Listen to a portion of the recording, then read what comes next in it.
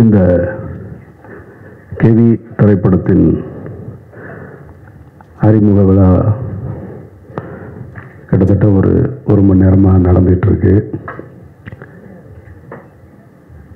மேடையில் கிட்டத்தட்ட இசை வெளியீட்டு விழா அது என்னெல்லாம் பேசணுமோ அதையெல்லாம் இப்பொழுதே இந்த புதியவர்கள் பேசிட்டாங்க. அவங்க தங்களுடைய வழியை சொல்லுவதாக இயக்குனர் இங்கே கண்கலங்கி பேச முடியாமல் திக்கித்து நின்றார். அவங்களுக்கு தெரியாது உங்க எல்லாருக்குமே கண்டென்ட் தான் வேணும்னு. மேடையில் இருக்க எல்லாரும் எனக்கு நன்றி சொன்னாங்க, இயக்குனர் சொல்லவே இல்லை. அது ஏன் சொல்லலைன்னா, நான் அவரை சுட்டி காட்டுறதுக்காக சொல்லலை, அவர் வந்து நின்று என்ன பேசுறதுன்னு தெரியாமல் இருந்தார். ஸோ அதனால் அவர் தன்னுடைய கடந்த காலத்துக்கு, அந்த திரைப்படம் எடுக்கப்பட்ட காலத்துக்கும் அந்த நிகழ்வுகள் நடைபெற்ற இடத்துக்கும் போயிட்டார். அப்புறம் முன்னாடி பேசின நிக்கில் முருகன் வந்து பேசியதை பார்க்கும் பொழுது அவர் குறிப்புகளை தான் எடுத்து பேசுகிறத பார்த்தா எனக்கு மறைந்த கலைஞர் அவர்கள் தான் ஞாபகத்துக்கு வர்றாங்க.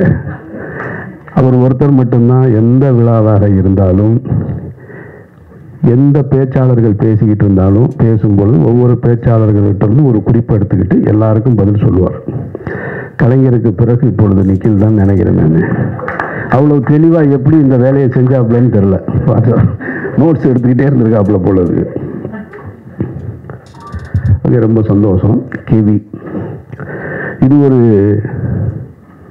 நாயகனுடைய பெயர் கிடையாது, ஒரு ஊருடைய பெயர். அந்த ஊர் வந்து பெரிய குளத்துக்கும் தேனிக்கும் நடுவில் இருக்கிற ஒரு ஊர். அவங்க சொன்னது மாதிரி மேலே இந்த பக்கம் போனால் 10 கிலோமீட்டர் போனால் கொடைக்கானலுக்கு போயிடலாம், கீழே வந்தால் பெரிய குளத்துக்கு வந்துடலாம், தேனிக்கு வந்துடலாம். இந்த மாதிரி ஒரு மலை கிராமம் அது. இந்த மலை கிராமத்தை பற்றின அனுபவம் எனக்கு இருக்குது. பெரிய குளத்துக்கு இன்னொரு புறம் அகமலைன்னு ஒரு ஊர் இருக்கு. அந்த ஊரில் குண்டஞ்சை எஸ்டேட்னு ஒரு எஸ்டேட், அதுக்கு நான் போயிருக்கேன் என்னுடைய பள்ளிக்கூட காலகட்டத்தில். கிட்டத்தட்ட அது எப்படி போகும், மேலே குதிரையில் தான் போகணும். அதில் ஒரு கிட்டத்தட்ட 2 மணி நேரம் பயமாக இருக்கும். குதிரை எப்போ வேணாலும் விழுந்துருமோன்ற அச்சம் இருக்கும். குதிரையில் தான் அந்த மூடைகளை கட்டிட்டு போவாங்க. கேவியில் கூட இப்படி இருந்தது பாதை, அது ஃபுல்லாக இப்படி இருக்கும், பாறையாக இருக்கும், நடபாதை கூட இருக்காது. அந்த அனுபவம் எனக்கு இருக்குது. அதோட புகைப்படங்கள்லாம் நான் வச்சுருக்கேன். நான் இப்போ எப்படி இருக்குன்னு தெரில. அது மாதிரியான ஒரு மலை கிராமத்தை பற்றி தான் இவங்க அந்த மலை கிராமத்தில் மருத்துவமனைக்கு வருவதாக இருக்கட்டும் அல்லது பள்ளிக்கூடங்களுக்கு வருவதாக இருக்கட்டும், இந்த மாதிரி சாலை வசதி இல்லை. அப்போது ஒரு பெண் கர்ப்பம் அடைஞ்சிட்டா, கர்ப்பிணியாக இருக்காங்க, அவங்க வந்து மருத்துவமனைக்கு போகணும். அந்த பிரசவ நேரத்துக்கு மருத்துவமனைக்கு போகணும்னா அந்த வழி சொல்லுவாங்க. வீட்டில் அனுபவஸ்தர்களுக்கு தெரியும். அந்த தண்ணீர் குடம் உடைஞ்சிடும் அப்படின்னு சொல்லுவாங்க. அந்த தண்ணீர் குடம் உடைஞ்சு அங்கேருந்து ஒரு 2 மணி நேரத்துக்குள்ளே மருத்துவமனைக்கு போயிடணும். அதுதான் அந்த தாயையும் சேயையும் குழந்தையும் காப்பாற்ற முடியும். ஆனால் இந்த கேவி கிராமத்திலிருந்து, வெள்ளக்கேவி கிராமத்திலிருந்து மருத்துவமனைக்கு, அரசு மருத்துவமனைக்கு வருவதாக இருந்தால் 7 மணி நேரம் ஆகும். இது பகல்லையே இந்த கஷ்டம். இரவு நேரத்தில் அப்படி ஒரு வழி வந்துருச்சுன்னா என்ன செய்யறது அப்படின்னா, அது உயிரை பணைய வைக்கிற வேலை தான். அப்படி ஒரு இரவு நேரத்தில் நடந்திருக்கக்கூடிய ஒரு சம்பவத்தை தான் அவங்க படமாக்கி இருக்கிறதா சொல்கிறாங்க. இப்போ அந்த ஊர்லேயே, இப்போ இவங்க எந்த ஊர் படமாக்குனாங்களோ அந்த ஊரில் கடந்த வாரம் ஒரு பெண் உடல்நிலை பாதிக்கப்பட்டு டோலியில் கொண்டு போகும்போது தாமதமாகி இறந்துட்டாங்க. இதுதான் இன்றைய நிலைமை. இதில் நம்ம கவனிக்க வேண்டியது என்னென்னா, இந்த மாதிரியான சாலை வசதிகள் இல்லாமல் நிறைய கிராமங்கள் இருக்குது, மலை கிராமங்கள் இருக்குது. இன்னும் ஆற்றை கடந்து கயிற்று பாலத்தை தொங்கிக்கிட்டு பள்ளிக்கூடத்துக்கு போகக்கூடிய மாணவ மாணவிகள் இருக்காங்க. ஆற்றை கடந்து போகக்கூடிய ஒற்றை பள்ளிக்கூடம் இருக்குது. இதெல்லாம் இருந்துகிட்டே தான் இருக்குது. அப்போ சுதந்திரம் பெற்று இவ்வளவு காலம் ஆகியும் நாம் இன்னும் இது போன்ற விஷயங்களில் வந்து நம்ம மேன்மை அடையலை அப்படின்றது ஒரு வருத்தத்துக்குரிய செய்தி தான். அதை யாரும் மறுக்க முடியாது. அப்போ இங்கே நம்ம கவனிக்க வேண்டியது என்னவாக இருக்குன்னா, ஃபார்முலா ரேஸ் கார் பந்தயம் நடத்துகிற அளவுக்கு நம்ம நாடு முன்னேறி இருக்கு. அப்போது அந்தளவுக்கு முன்னேறி இருக்கிற நாம் இந்த மாதிரியான மருத்துவமனைகளுக்கு கொண்டு போவதற்கான சாலை வசதிகளை முன்னேற்ற வேண்டியது அவசியமானது. அதையும் கவனம். வெறுமனே நம்ம அதுவும் தேவைதான், ஆனால் இந்த அடிப்படை தேவையும் ரொம்ப முக்கியன்றது தான் நம்ம பார்க்கணும். அப்போ அப்படி ஒரு சூழலில் தான் அவங்க ஏன் உங்ககிட்ட இந்த வழியை சொல்கிறேன்னு எல்லாரும் சொன்னாங்க, ஊடக நண்பர்களை பார்த்து சொல்கிறாங்கன்னா, இந்த செய்தியை நீங்கள் கடத்தணும், அரசுக்கு கொண்டு போய் கடத்தணும் அப்படின்றது தான் அவங்களுடைய நோக்கம். அதுக்கு தான் நான் ஒரு ஸ்பீக்கர் இங்கே நிற்கிறேன். நான் அவர்கள் சொல்ல நினைப்பதை என்னுடைய வாயிலாக நான் உங்ககிட்ட சொல்கிறேன். நிச்சயமாக இப்போது ஜெய் பீம்ன்ற ஒரு திரைப்படம் வந்தது. அந்த திரைப்படத்தை பார்த்ததற்கு பின்னால் தமிழக அரசு உடனடியாக தலையிட்டு இருளர்களுக்கான அவருடைய வாழ்க்கையை மேம்பட செய்வதற்கான பட்டா வழங்குவது இதெல்லாம் நடந்தது. அது மாதிரியாக கெவி திரைப்படமும் ஒரு சூழலை ஏற்படுத்தும், அவர்கள் வாழ்க்கையில் மாற்றத்தை ஏற்படுத்தும்னா அப்படி ஒரு சூழல் நடக்கணும்னு நானும் வேண்டிக்கிறேன். உங்களுக்கு அந்த நன்றியை செலுத்துகிறேன். அப்போ தமிழக அரசின் கவனத்துக்கு இந்த கெவி திரைப்படத்தையும் கொண்டு போக வேண்டியது அவசியமாக இருக்கின்றதான் மறுக்க முடியாத உண்மை. இதில் இன்னொரு சிக்கல் இருக்குது. அதை படக்குழுவினர் யாரும் தப்பாக நினச்சிக்க கூடாது. அதாவது ஒரு திரைப்படம் என்பது அது ஒரு மெயின் ஸ்ட்ரீம் மீடியா. திரையரங்குக்கு லைட் அமர்த்திட்டு எதுக்கு இவ்வளோ ஸ்பீக்கர்ஸ் வச்சுருக்காங்க அப்படின்னு சொன்னால் அவங்க ஒன்றை உணர்வதற்காகத்தான்.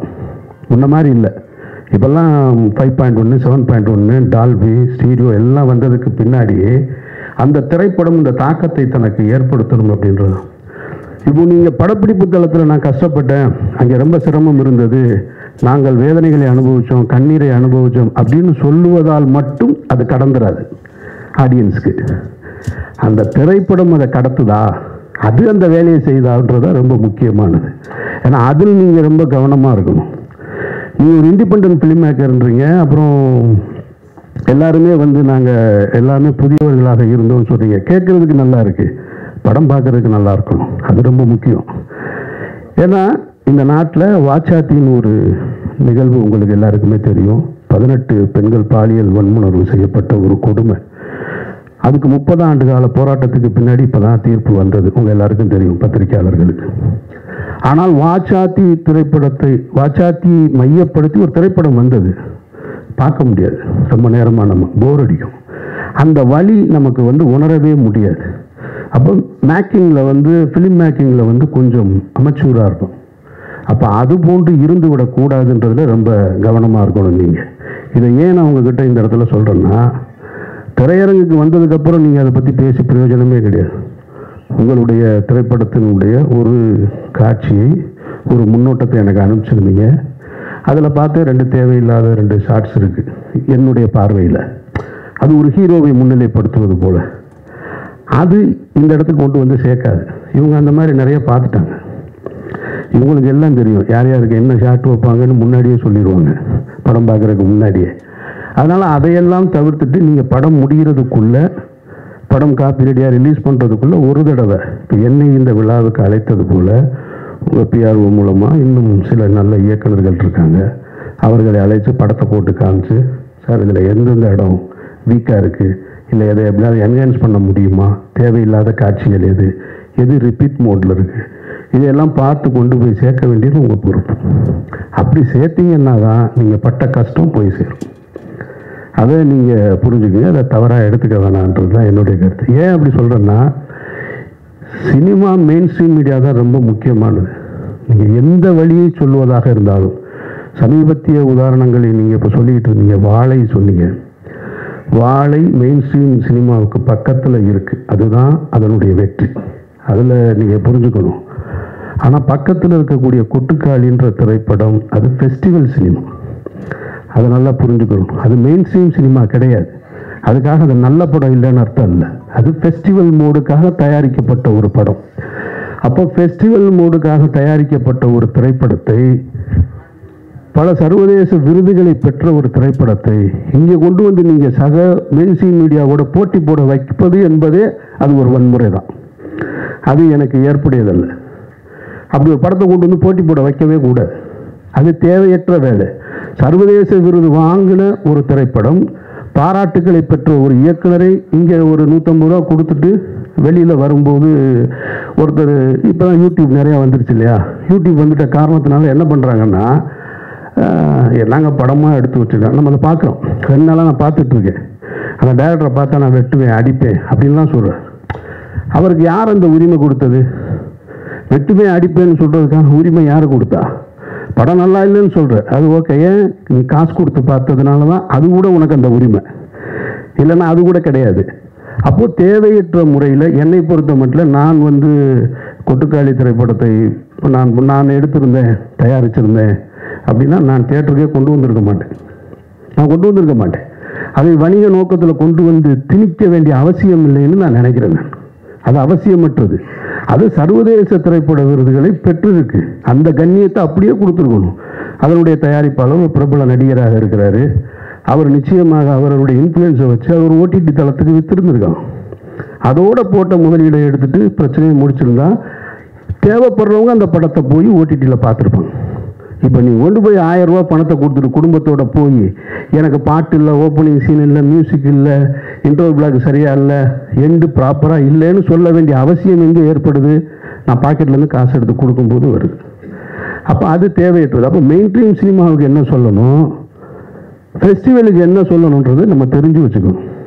அதை விட்டுவிட்டு நான் ஃபெஸ்டிவலுக்கு எடுத்த மூணு படத்தை எடுத்துட்டு நாளைக்கு கெவியாக கூட இருக்கலாம், இதே படத்தை கொண்டு வந்து நீங்கள் மெயின் ஸ்ட்ரீமில் கொண்டு வந்து வச்சுட்டு என்ன ஆடியன்ஸ் பார்க்க மாட்டேன்றாங்க அப்படின்னு சொல்லக்கூடாது. அது ஏற்புடையது கிடையாது அந்த வகையில். ஏன்னா அதுதான் சமீபத்திய உதாரணமாக தான் நான் அதை வச்சு தான் இந்த கெவியை சொல்கிறேன். அந்த மாதிரி உங்களுடைய திரைப்படத்தையும் அதுபோல் மக்களுக்கு கொண்டு போய் சேர்க்கக்கூடிய திரைப்படமாக ஆக்கித்தர வேண்டிய பொறுப்பு உங்களுக்கு இருக்குது. அப்புறம் இங்கே நிறைய இருக்குது இந்த மாதிரி சாலை வசதி இல்லாமல் இந்தியா ஏசியன் கேம்ஸ் நடத்துறது, அப்புறமா இன்னும் அடுத்து ஒலிம்பிக் கூட கேட்டிருக்காங்களாம். இவங்க ஒலிம்பிக்கு கேட்டிருக்கதா சொல்கிறாங்க. ஆனால் வெளிநாட்டு அதிபர்கள் வரும்பொழுது குடிசையை பூரா பச்சை போட்டு மறைப்பாங்க, நெட்டு போட்டு மறைச்சிக்கிட்டு இருப்பாங்க. ஆனால் இவங்க ஒலிம்பிக் ஆசியன் கேம்ஸ் நடத்துறதுக்கு கிராமங்களை உருவாக்கணும். அப்போ அதுக்கு ஒரு கிராமங்களே உருவாக்குறாங்க. ஒரு விளையாட்டுக்கு ஒரு கிராமங்களை உருவாக்குகிற ஒரு நாடு உண்மையான கிராமத்திற்கு சாலை வசதி ஏற்படுத்தி தர வேண்டும் என்பது மிக மிக அவசியமானது. அதை நம்ம கேட்க வேண்டிய பொறுப்பு நமக்கு இருக்கு. அதை இந்த திரைப்படத்தின் மூலமாக நீங்கள் கேட்டதா நான் உணர்றேன். நான் அப்புறம் இந்த படத்தின் தயாரிப்பாளர் இங்கே ஒன்று சொல்லும்போது சொன்னார், என்னை எதுக்கு நடிகை கூப்பிட்டாங்கன்னு தெரிலன்னு. அவர் இயக்குனர் ரொம்ப புத்திசாலித்தனமான வேலையை தான் செஞ்சுருக்கார், நான் நம்புகிறேன். நான் எனக்கு தெரியும் இந்த மாதிரியான திரைப்படங்களை எடுக்கும்போது ஒரு ஆர்வத்தில் எடுத்துருவாங்க. அப்புறம் ரிலீஸ் டைமில் வரும்பொழுதே போப்பா ஒன்றும் பிஸ்னஸ் இல்லை, அது இல்லை. அப்புறம் நீங்கள் சொன்னீங்க வியாபாரத்துக்கு உண்டான முகங்கள்னு, அப்படிலாம் முகம்லாம் இல்லைங்க. எந்த முகம் நடித்தாலும் வியாபாரம் இல்லை, அது வேற பிரச்சனை. அவர் தெளிவாக தேர்ந்தெடுத்திருக்காரு. சரி, குறைந்தபட்சம் ஒரு கதாபாத்திரமாக போட்டோம்னா தேட்டர் வரைக்கும் நம்ம கூட நிற்பார். அது ஒரு சாதுரியம் தான், அது தப்புன்னு சொல்ல முடியாது. அது ஒரு புத்தி சாதுரியம் தான். அதை சரியாக செய்யும் பொழுது அவரும் பயனடைகிறாரு, நீங்களும் பயனடைகிறீங்க. ஸோ அதனால் எல்லாமே சரியான நிகழ்வாகத்தான் நடந்திருக்கிறதா நம்ம பார்க்குறோம். மற்றபடி உங்களுடைய உழைப்பு, நீங்கள் கண்ணீர் சிந்த வேண்டிய அவசியம் இல்லைன்னு நான் நினைக்கிறேன். நான் ரொம்ப மெனக்கெட்டிருக்கீங்க, ஒரு டீம் கஷ்டப்பட்டு வேலை செஞ்சுருக்கீங்க. உங்களுடைய கஷ்டம் எல்லாமே மைக்கில் பேசுகிறதுனால எதுவும் சரியாயிடுது. நீங்கள் பட்ட கஷ்டம் இன்னொருத்தவங்களுடைய கஷ்டத்தை பொது சமூகத்துக்கு சொல்வதற்காக பட்ட கஷ்டம். ஸோ அந்த கஷ்டம் திரையரங்கில் சரியாக நான் பார்த்த ஃபஸ்ட்டு இப்போ 2 ஷாட்டு போட்டிங்க பாருங்கள், அந்த